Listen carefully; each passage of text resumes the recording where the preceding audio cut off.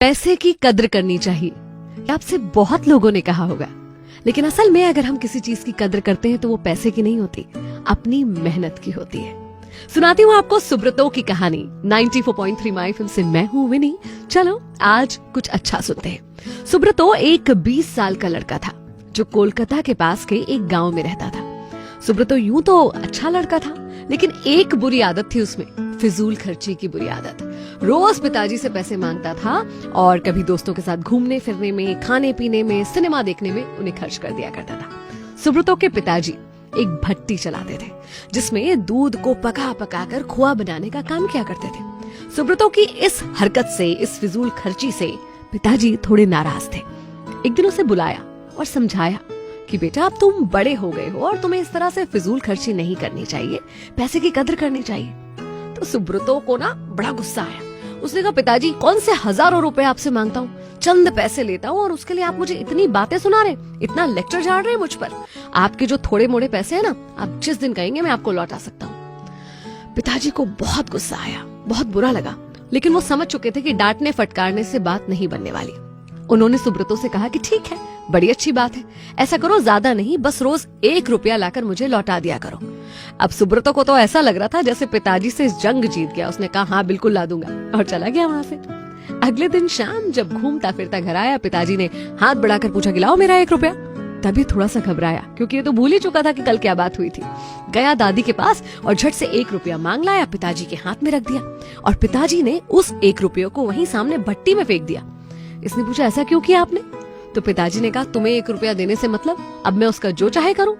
इसने भी कहा कौन बहस करे पिताजी से और चला गया वहां से। अब ये सिलसिला रोज चलता रहा।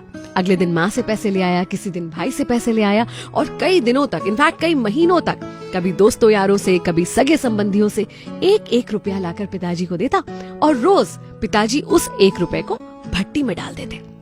एक दिन ऐसा आया जब हर किसी ने सुब्रतो को पैसे देने से मना कर दिया कि नहीं भाई, हमारे पास पैसे नहीं है।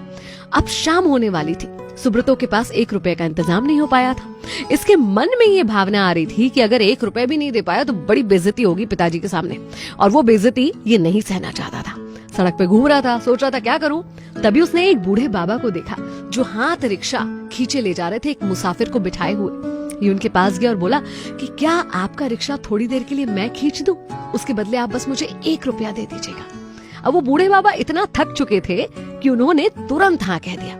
सुब्रतो ने काम करना शुरू करा, लेकिन जितना सोचा थोड़ी ही देर में हथेलियां जैसे जलने लग गई, पैर दुखने लग गए। मगर 1 रुपया तो चाहिए था, तो किसी तरह उसने काम पूरा किया और जब 1 रुपया मिला तो बहुत खुशी से और बहुत गर्व से पिताजी के पास गया, हथेली में 1 रुपया लग दिया। पिताजी रोज की तरह आज भी उस 1 रुपए को भट्टी में डालने ही वाले थे कि सुब्रतो ने उनका हाथ पकड़ लिया और बोला नहीं पिताजी, आप इसे भट्टी में नहीं डाल सकते, ये मेरी मेहनत की कमाई है। और पिताजी को पूरा किस्सा सुनाया।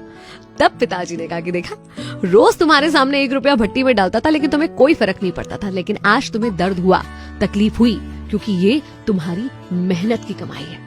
और उस दिन पैसे की कद्र सुब्रतो को भी समझ में आ गई। हम में से बहुत से लोग इस बात से चिंतित होते हैं कि हमारे बच्चे या छोटे भाई बहन हमारे कमाए हुए पैसे की कद्र नहीं करते। वो कद्र पैसे की नहीं कर पाएंगे, वो कद्र कर पाएंगे अपनी मेहनत की। उन्हें प्रेरित कीजिए मेहनत करने के लिए।